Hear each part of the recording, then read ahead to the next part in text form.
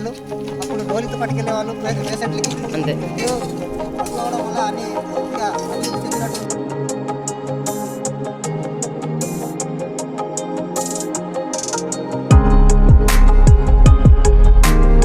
Hi friends, ఇక్కడైతే మా వేంగడ road, ఇక్కడైతే మన పెద్దలే ఆ గ్రామస్తులు స్వయం కృషితో వాళ్ళు ఈ రోడ్డుని బాగుండాలి, ఈ బస్సు తిరుగుతున్న ప్లేస్ బాగుండాలి, ఈ అంతరంగం కలగకుండా అనేసి వాళ్ళ స్వయం కృషితో వైస్ సర్పంచ్తో పాటు మాజీ ఎక్స్ సర్పంచ్తో పాటు గ్రామ పెద్దలతో పాటు ఇక్కడ సమాధానం చేస్తున్నారు. చాలా హ్యాపీ అనిపిస్తుంది.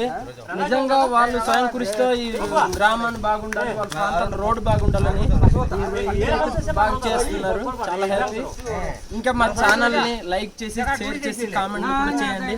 ఇంకా కొన్ని వీడియోస్తో మీ ముందుకు వస్తాం. మరి పెద్దల కోసం అయితే మర్చిపోద్దు. మనం ఎంత ఇచ్చేసినా కానీ మరి ఇంకా మర్చిపోలేం.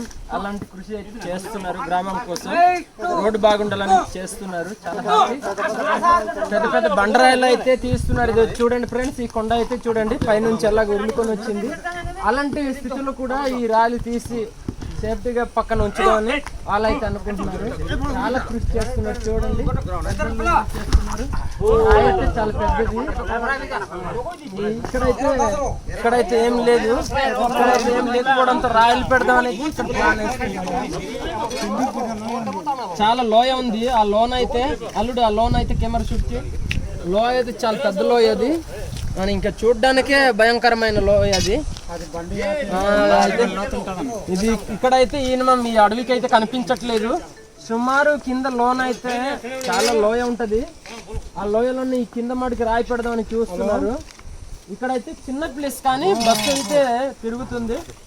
ఇంకా ప్రజలకి ఎటువంటి ప్రయాణికులకి ఇబ్బంది కలగకూడదని రాయి మడికి సేఫ్టీగా కింద ఉంచుతున్నారు.